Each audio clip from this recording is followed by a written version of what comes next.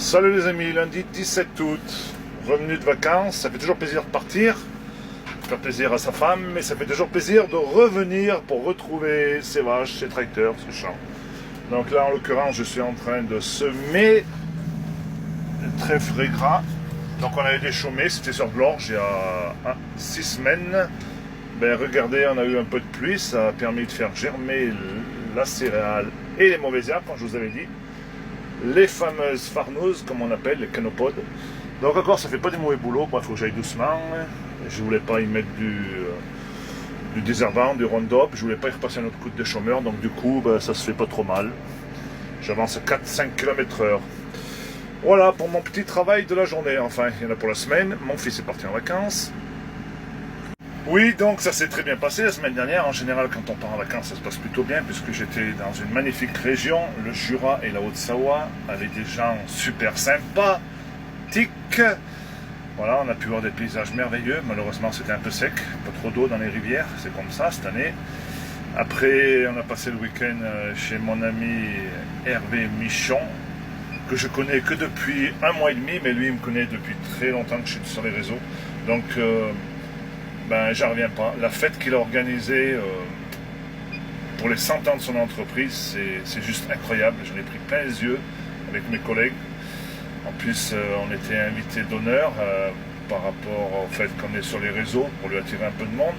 Avec mon ami Jean-Marie. Et c'était un gars super, lui aussi, Jean-Marie.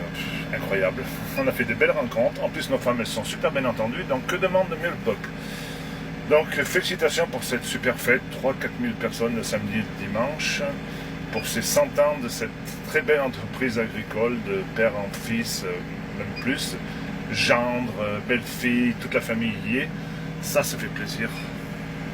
Donc un petit coucou à Hervé Michon et à Jean-Marie Moreau et un autre collègue, merde, j'ai avalé ton nom, désolé, tu te reconnaîtras, t'es un super gars toi aussi.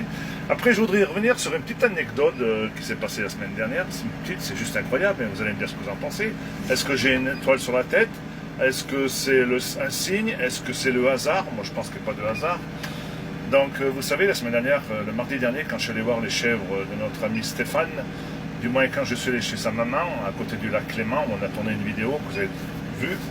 Après, on est allé manger à 200 mètres de sa maison, chez notre ami David d'Agora TV, et tout à coup on a vu passer des deltaplanes au-dessus de notre tête. Donc on a dit avec ma femme, ça serait bien d'en faire. Donc on y est monté là-haut, tac tac, nickel, on a fait un super vol, très très beau, sur le lac Léman, sur les Alpes surtout, c'était juste formidable. J'en avais jamais fait, ça fait une drôle, c'était très bien. Et j'ai atterri, comme toujours quand vous faites du vol, et bien à un moment donné il faut bien atterrir. Là en l'occurrence on a atterri sur le cul, on a atterri dans un pré où il y avait un agriculteur qui passait l'endeineur, et quand on est arrivé il était en train de replier son endeineur prêt à partir. Mais on avait le temps de discuter, donc bien entendu j'ai mené ma petite enquête. Je lui ai parlé de la pluie, du beau temps, de la sécheresse, tout ça, et puis bien entendu j'ai parlé de notre ami Stéphane, que tout le monde veut faire partir parce qu'il dérange, juste à côté du lac Clément, on pensait. Bien entendu, ce fameux agriculteur, il en a dit que du bien, si vous voulez voir, si vous comprenez ce que je veux dire. Donc, que Stéphane, c'est la pire des ordures, c'est un voleur, c'est ci, c'est ça, la totale. Donc, après, on a mené notre petite enquête avec Stéphane, il s'est avéré que ce fameux agriculteur, que je ne dévoilerai pas son nom, en plus je ne connais pas son nom, il n'est pas sur les réseaux, donc il n'a pas compris à qui il avait affaire, mais je pense que ça va nous servir dans notre procédure judiciaire, parce qu'il a dit beaucoup de choses, ce brave monsieur, mais il a dit beaucoup de mensonges, et c'est avéré que ce brave monsieur, il fait partie du petit complot, là, il y a pas mal de monde, qui font tout ce qu'ils peuvent, mais alors vraiment tout ce qu'ils peuvent, jusqu'à envoyer notre ami Stéphane en prison pendant 2 jours, en garde à vue, donc j'appelle ça de la prison, moi. Et il a bien fait ce qu'il fallait. Alors voilà où c'est quelle est la solidarité entre paysans. Donc cet agriculteur, pour le moment, je ne vais pas donner son nom, parce que je n'ai pas cherché à l'avoir, mais si je veux, je l'aurai très très vite.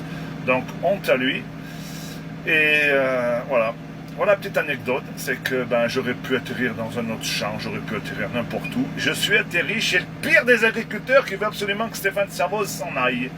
Hein, c'est quand même incroyable. Et on a atterri, il allait partir. Hop, vous me connaissez un peu. J'ai tapé la discussion, 5-10 minutes. J'étais super content de discuter. Parce que je crois bien qu'il n'y a pas beaucoup de monde qui doit discuter à cet homme, vu comme il est. Mais voilà, c'était la petite anecdote pendant les vacances. Incroyable. Mais vrai, mais on va pas lâcher l'affaire. Allez, courage Stéphane, courage tout le monde. Ouais, c'était mon copain John Deere là, il se reconnaîtra. Super pour ta fête, Hervé. Voilà, encore des super belles rencontres, ça fait toujours plaisir. Et énormément de monde qui était venu pour me remercier. Beaucoup de voisins de chez Hervé, là d'ailleurs, pas forcément des agriculteurs, qui sont venus me remercier pour tout ce que je faisais. D'autres qui sont venus pour me dire que j'avais raison de dénoncer la méthanisation, mais que voilà, ils allaient en profiter du système pour se remplir les poches, c'était comme ça, voilà. Mais qu'ils ont bien compris que c'était l'arnaque pour les terres, mais qu'à court terme, eh ben, c'était comme ça. Allez les amis, la bise!